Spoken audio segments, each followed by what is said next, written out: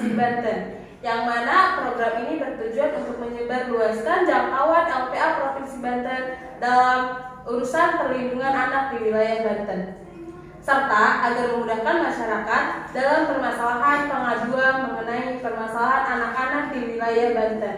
Oke, selamat sore bersama saya Siti Nurhalimatus Sadia dalam acara Podcast LPA Provinsi Banten.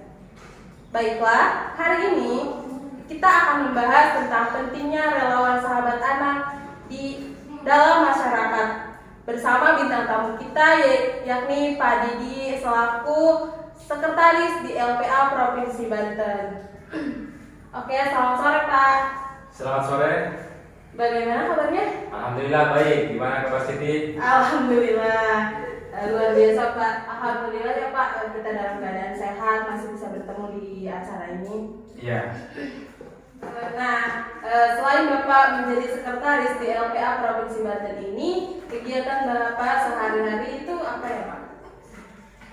Ya, selain sebagai sekretaris LPA Provinsi Banten, saya memang sudah lama memiliki kegiatan sosial dan itu hampir menjadi kegiatan utama saya selain bersama keluarga.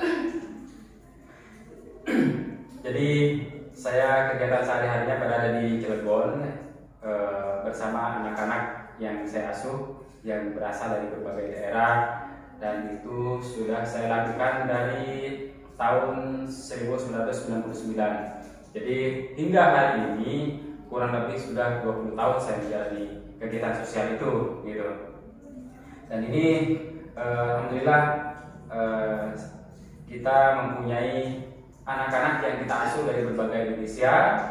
Jadi diantaranya ada yang dari Lombok, dari NTT, kemudian dari Flores, ada yang dari Seberang, dari Lampung, Palembang, dari Sulawesi, tepatnya dari Kolaka, kemudian juga ada yang pernah dari Kalimantan juga ada, dari Jawa Barat, Jawa Timur, Jawa Tengah juga ada. Semuanya alhamdulillah mungkin dengan udah atas izin Allah mereka bisa dipertemukan di tempat saya, dan mereka semua yang ada di sana dalam situasi baik dan luar biasa senang mereka ada di sana.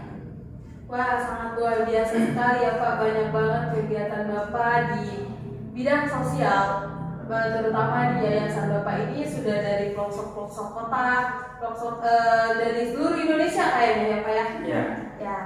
Oh iya Pak, mengenai relawan sahabat anak, bagaimana sih pandangan Bapak mengenai tentang relawan terlebih dahulu? Relawan itu apa sih Pak? Relawan ini yang kemudian menjadi relawan sahabat anak untuk LPA Provinsi Banten ini diharapkan nanti menjadi garda terdepan ya dalam penanganan atau merespon kasus-kasus yang terjadi di daerah-daerah, karena sebarannya kita ambil dari masing-masing kecamatan itu, dan sampai saat ini sudah mereka diberikan pembekalan, kemudian insya Allah mereka dalam waktu dekat sudah siap diterjunkan ke lapangan. Jadi relawan sahabat ini bertujuan agar provinsi ini dapat menyebar luas di setiap pelosok-pelosok kabupaten Provinsi Banten ya Pak ya? Ya, selain itu juga agar menjadi nanti relawan sahabat anak ini menjadi kepanjangan tangan LPA, dan juga nanti dapat merespons secara cepat setiap informasi-informasi yang kita dapatkan dari masyarakat ataupun dari sumber-sumber yang lain. Ya, jadi agar penanganan kasus di setiap pelosok, setiap permasalahan dari masyarakat nanti kasusnya segera cepat ditanggapi gitu ya Pak? Ya, harapannya itu dengan adanya relawan sahabat ini. Oke, menurut Bapak seberapa efektifnya sih relawan sahabat ini dalam membantu masyarakat dalam upaya perlindungan anak di Provinsi Banten ini terutama? Tentunya nanti ketika mereka bergerak sesuai dengan fungsinya, dengan tugas-tugasnya, maka akan sangat efisien dengan daripada waktu yang kita miliki, kemudian dari segi biaya, kemudian dari segala hal kita akan dapat manfaat yang sangat banyak dari adanya sahabat relawan anak ini. Karena kita tidak usah terlalu capek ke sana sini mandir, karena di setiap daerah sudah ada perwakilan ataupun kepanjangan tangan dari LPA, dan mereka itulah nanti yang akan terjun secara langsung dan menjadi garda terdepan lah istilahnya nanti ketika menangani kasus-kasus di daerah. Ya, sebenarnya ada berapa sih Pak jumlah relawan sahabat anak di Provinsi Banten ini? Jumlah relawan sahabat anak itu kemarin yang kita buka secara online ya, ada sekitar 59 calon relawan yang mendaftarkan diri mereka. Kemudian mereka melalui proses seleksi dan wawancara. Kemudian sekarang yang lolos untuk menjadi relawan sahabat anak di Provinsi Banten itu ada 43 relawan gitu. Wah, sangat banyak banget ya Bang, ternyata peminat di bidang sosial menjadi relawan sahabat anak ini. Iya, alhamdulillah itu merupakan suatu yang luar biasa.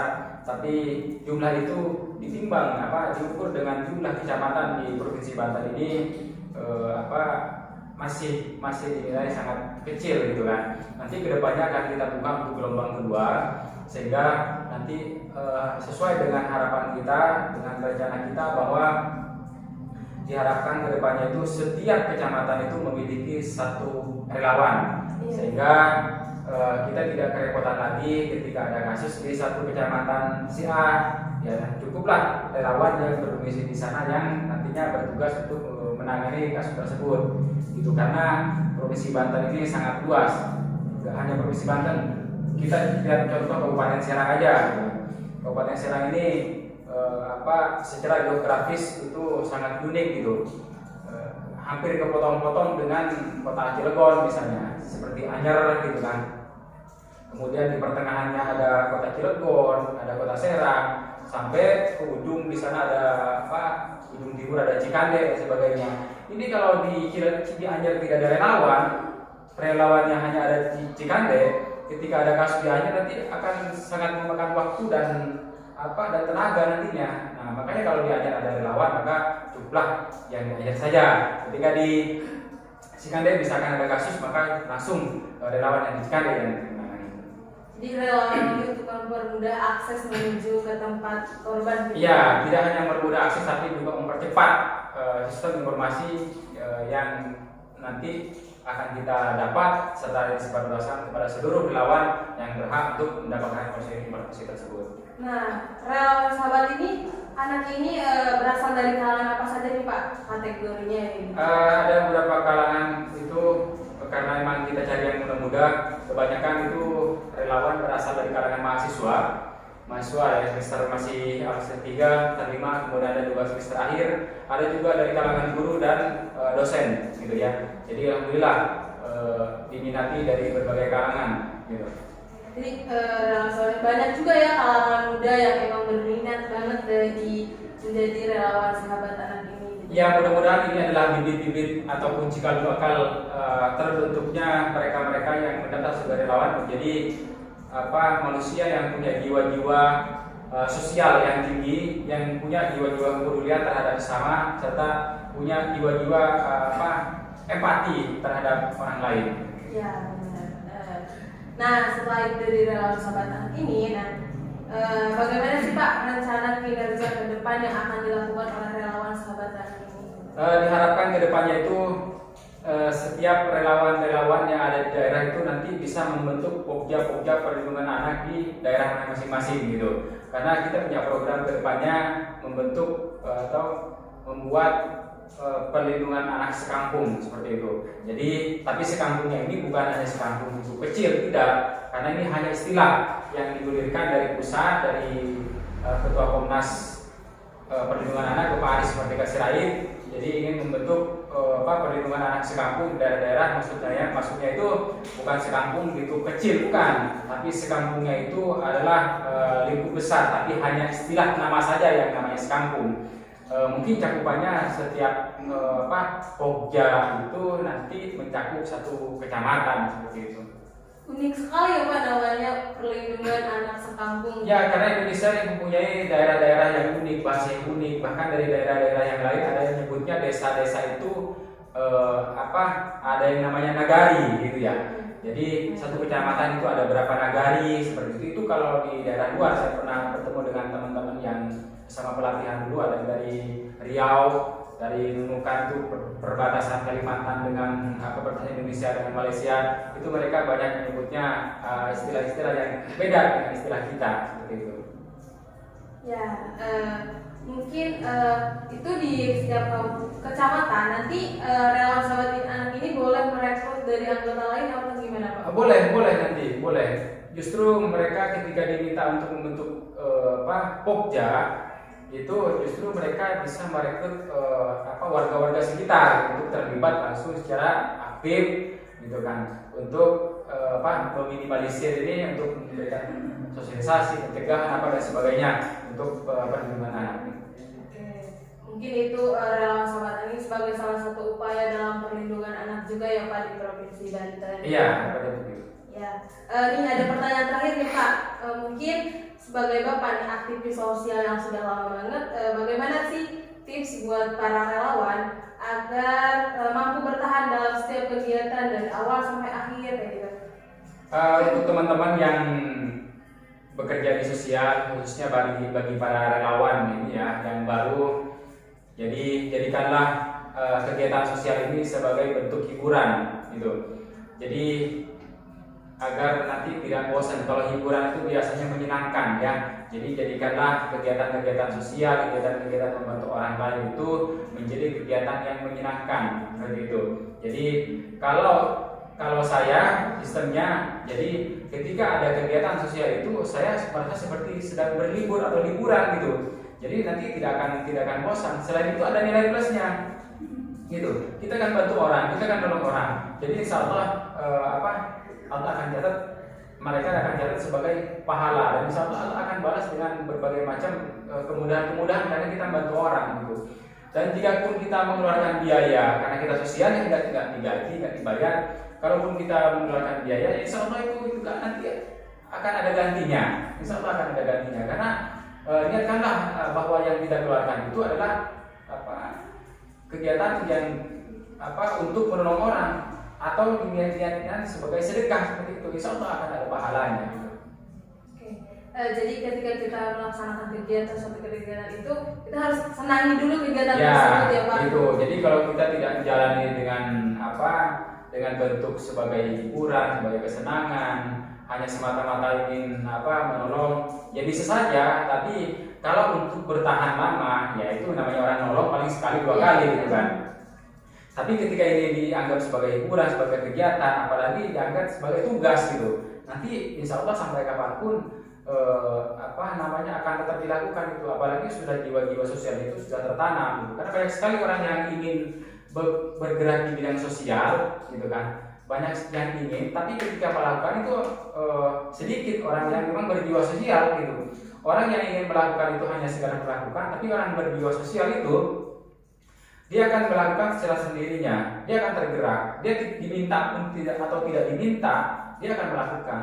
Dia dimanapun berada, ketika ada orang yang membutuhkan, dia pasti akan membantu. Itu orang yang sudah mempunyai jiwa sosial seperti itu. Karena tidak sedikit ya Pak yang emang di kegiatan sosial itu hanya numpang nama biar dia tenar jadi aktivis sosial gitu. Ya ada, tapi kalau saya seperti itu saya malu lah, gitu kan. Buat apa numpang-numpang nama kalau misalkan kegiatannya tidak ada atau dia tidak bekerja, ya sebaiknya yang begitu lebih sadarlah seperti itu.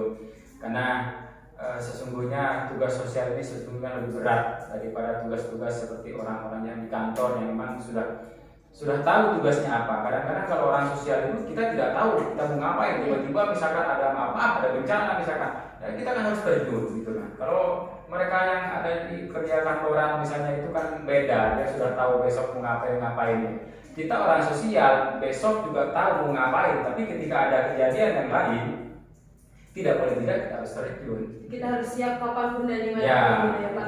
Kita tidak bekerja siang hari, tapi kita bisa kerja malam hari. Kita tidak tidak bekerja separuh waktu, tapi orang sosial yang sesungguhnya adalah bekerja sepenuh waktu seperti itu. Sangat luar biasa sekali. Baiklah rekan-rekan semua, itulah tadi bincang-bincang bersama Bapak Suwaidi yang sangat luar biasa. Mungkin ada closing statement dari Bapak sebelum kita tutup acara podcast kali ini, Pak. Ya, saya pesannya sedikit. Jadi kalau saya punya moto hidup begini, do what you love, love what you do. Jadi cintai apa yang kita lakukan apa yang kita cintai. Seperti itu. Jadi apapun yang kita misalkan kita dengan kegiatan sosial, lakukanlah kegiatan sosial itu. Maka ketika kita melakukan, kita akan menjadi hal yang menyenangkan, akan jadi kesenangan kita gitu kan. Nanti kita melakukan hal yang baik buat orang lain, insyaallah orang lain juga akan melakukan hal yang baik buat kita. Gak cuma orang lain, tapi juga Allah insyaallah akan memberikan jalan dan hal yang baik buat kita. Itu. Oke. Kesimpulan dari podcast kali ini yaitu relawan sahabat anak ini sangat penting di LPA Provinsi Banten untuk membantu masyarakat. Nah, ketika kita berbuat baik nanti akan timbal balik kepada kita kebaikan tersebut. Nah, mulai sekarang selain di kabupaten kota, ternyata di setiap daerah juga sudah tersebar relawan sahabat anak yang akan siap membantu dalam melindungi anak-anak di Provinsi Banten. Untuk itu, jangan sungkan untuk melapor segala permasalahan mengenai anak. LPA Provinsi Banten akan selalu siap melayani masyarakat kapanpun dan dimanapun. Oke, untuk lebih lanjutnya, silahkan like, comment, dan subscribe YouTube LPA Provinsi Banten, dan silahkan jika ada pertanyaan DM dan follow Instagram LPA Provinsi Banten. Mungkin terima kasih kepada Bapak Suwaidi yang telah menyempatkan waktunya dalam acara podcast kali ini. Ya, terima kasih ya, Pak. Oke, sekian dari saya pamit undur diri. Wassalamualaikum warahmatullahi wabarakatuh. Waalaikumsalam warahmatullahi wabarakatuh. Saya pamit maju diri.